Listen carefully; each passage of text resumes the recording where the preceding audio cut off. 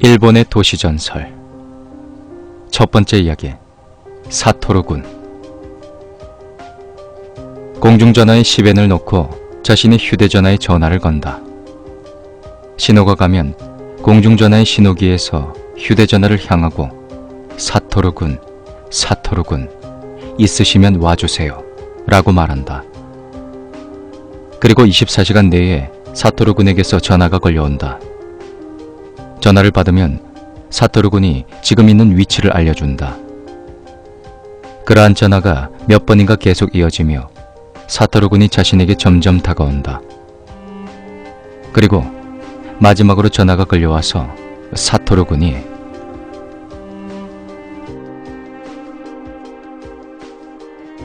지금 네 뒤에 있어. 이렇게 말한다. 이때 어떤 질문을 하더라도 사토루군은 질문에 답해준다. 하지만 뒤를 돌아보거나 질문을 하지 않으면 이 세계에서 영영 데려간다. 두 번째 이야기, 스카우트. 가족들이나 젊은 사람들로 붐비던 낮과는 반대로 저녁 무렵의 해수욕장은 사람도 줄어들어 많은 사람들이 슬슬 집으로 돌아가고 있다. 그런 저녁 무렵에 해변에 남자만 있는 그룹에 다가오는 사람이 있다.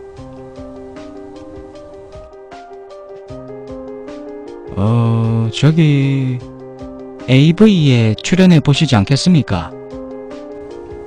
이렇게 스카우트 회사는 보통의 AV를 만드는 곳도 있지만 대부분이 호모 비디오를 전문으로 하는 회사라고 한다. 이 호모 비디오 회사는 스카우트한 남성을 처음엔 평범한 AV에 출연시키지만 점점 내용이 변해가서 최종적으로 호모 비디오에 출연시킨다고 한다. 세 번째 이야기, 피어스의 하얀 실. 어떤 소녀가 피어싱을 하기 위해 구멍을 내려고 한다. 돈이 드는 게 아깝다고 생각해 병원에 가지 않고 집에서 스스로 해보았다. 그렇게 제대로 구멍이 나서 그대로 피어싱을 했다. 그로부터 며칠 후 그녀는 귀가 간지럽다는 느낌을 받았다. 거울을 보면 피어싱 구멍에서 하얀 실 같은 게 나와 있었다. 그 실이 원인이라 생각한 그녀는 손가락으로 그 실을 뽑아냈다. 갑자기 그녀의 눈앞이 새까맣게 되었다. 사실은 그 실은 시신경이었다. 그것이 끊어진 그녀는 실명해버린 것이었다. 네 번째 이야기, 베이비시터. 젊은 부인이 어느 날 밖으로 외출하기 위해 베이비시터를 불렀다. 파견되어 온 것은 미국에 이민해온 외국인 여성이었다. 그녀는 영어는 짤막하게밖에 할 줄 몰랐지만 부인은 그녀의 나라의 언어에 익숙해 있었기 때문에 별 문제가 없었다. 어느 날 부인은 언제나처럼 나가기 위해 베이비시터를 불렀다. 그리고 집에서 나온 지 시간이 지나 아이의 상태가 궁금해서 집으로 전화를 걸어 베이비시터에게 물었다.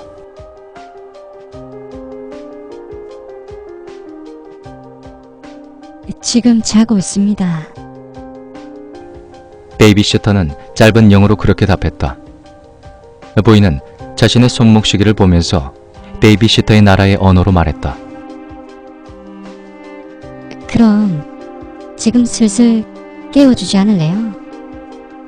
네, 부인. 부인은 만족하며 전화를 끊었다. 저녁이 되어 부인은 집으로 돌아왔다. 부인은 마중 나온 베이비시터에게 말했다. 아기는요? 네, 부인. 베이비시터는 그렇게 대답하고는 부엌에서 오븐에서 구워진 고기를 가지고 왔다. 부인, 말씀대로 조리했습니다. 베이비시터의 나라의 언어로 깨우다라는 말에는 조리하다라는 의미가 있어서 베이비시터는 조리하라는 말로 알아듣고 아기를 조리한 것이었다. 5번째 이야기. 가위바위보. 어느 남성이 심심풀이로 거울 속의 자신과 가위바위보를 했더니 거울 속의 자신에게 이겨버렸다. 거울 속의 자신은 분한 눈으로 자신을 쳐다봤다고. 6번째 이야기. 붉게 물드는 수영장 풀. 어느 남자가 수영장에서 뇨의를 느껴서 아무것도 모르는 척하며 수영장 안에서 오줌을 놓았는데 주위의 손님에게 노려봐줬다. 남자는 이상을 느끼고 주변을 확인하니 자신의 주위로 물이 붉게 물들어가는 것을 깨달았다. 수영장 풀장에는 오줌에 반응하는 약품이 들어가 있어 오줌으로 인해 그 색깔이 변했던 것이다. 7번째 이야기. 따개비. 어느 남성이 해수욕을 하러 왔다. 남성은 걷다가 발을 헛디뎌 따개비가 잔뜩 있는 바위에 떨어졌다. 큰 상처는 없었기에 가벼운 치료만 하고 헤엄을 치다가 집으로 왔다. 그리고 수일 후에 남성은 자신의 다리에서 아픔을 느꼈다. 처음엔 참을만 했지만 그 아픔은 점점 커져갔고 다리에서 이상한 소리까지 들려왔다. 더는 위험하다 느낀 남성은 병원에 가기로 했다. 의사는 남성의 상태를 알기 위해 렌트겐 촬영을 했다. 사진을 본 의사는 절규했다. 놀랍게도 남성의 다리 속에는 따개비가 빽빽히 번식하고 있던 것이다. 8번째 이야기. 시체 닦기 아르바이트. 1993년부터 1996년 시체 닦기 아르바이트가 있었다고 한다. 포르말린의 풀에 잠겨진 시체를 깨끗하게 하는 것이 그 아르바이트의 내용. 9번째 이야기. 입 찢어진 여자. 어느 소년이 하교 중에 빨간 코트를 입은 여자에게 말이 걸려졌다. 저기, 나 이뻐? 여자는 마스크를 한 상태로 꽤 미인이었기에 이뻐. 그러자 여자는 자신의 마스크를 벗어서 이래도? 그렇다. 그 여자는 귀 주변까지 입이 찢어진 괴물 같은 얼굴을 하고 있던 것이다.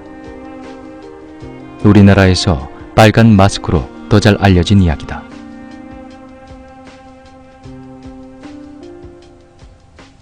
열 번째 이야기. 에이지의 세계에 어서 오세요. 젊은 남자가 거리에서 매력적인 여성을 헌팅했다. 그녀도 남자가 마음에 들었는지 적극적으로 응해서 그들은 결국 호텔에 가서 하룻밤을 보내게 된다. 남자는 그녀와의 하룻밤에 만족하고 잠이 들었다. 다음날 아침, 남자가 눈을 뜨자 방 안에 있어야 할 여자의 모습은 없었다. 그리고 그 남자는 자신의 짐과 귀중품을 확인해 보았지만 다행히도 사라진 것은 아무것도 없다. 먼저 돌아간 건가? 그렇게 생각한 남자는 세면을 하려고 화장실에 가서 그 자리에서 얼어붙어 버렸다. 세면대 거울에 새빨간 루즈로 이런 글씨가 써 있었기 때문이다. 에이지의 세계에 어서 오세요.